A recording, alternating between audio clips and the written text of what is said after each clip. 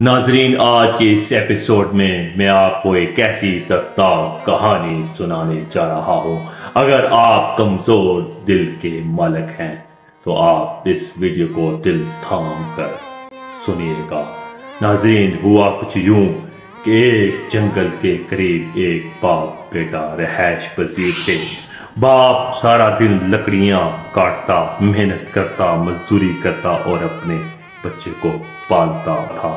ناظرین، اس کا بچہ چوں چوں بڑا ہوتا گیا اور وہ باپ کی کسی بات کو نہیں مانتا تھا۔ باپ اسے بڑی نصیحت کرتا تھا۔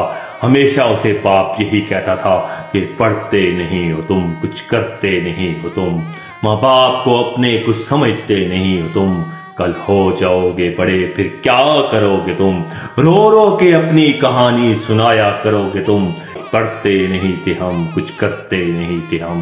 ناظرین، یہ باپ کی نصیحت اس کے دل پر اثر نہیں کرتی تھی۔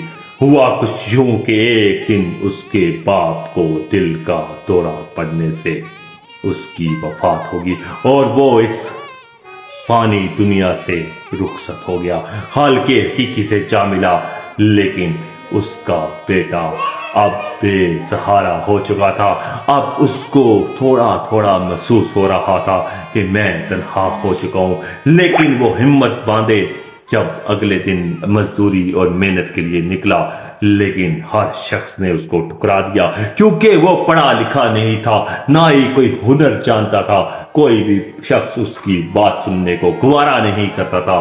بالآخر ایک ایسی اندھیری رات تھی کہ وہ جب گھر لوٹ کر آیا، ناظرین، دل ہلا دینے والا واقعہ کہ گھر میں سارے برتن خالی تھے، بھوک سے تڑپ رہا تھا اور اس وقت اس کو اپنے باپ کی وہ تمام نصیحتیں یاد آ رہی تھی۔ وہ پھر رہی تھی، لیکن اس ٹائم مایوسی کے سوا کچھ نہ تھا۔ اب وہ کچھ نہیں کر سکتا تھا، اس کی عمر گزر چکی تھی، اب نہ وہ پڑھ سکتا تھا نہ وہ کوئی کام سیکھ سکتا تھا۔ ناظرین، یہ دل ہلا دینے والی کہانی سنانے کا مقصد آج کے مستقبل، آج کی نوجوان نسل کے لیے ہے، آج کی ان تمام اولاد کے لیے جو والدین کو کچھ نہیں سمجھتی۔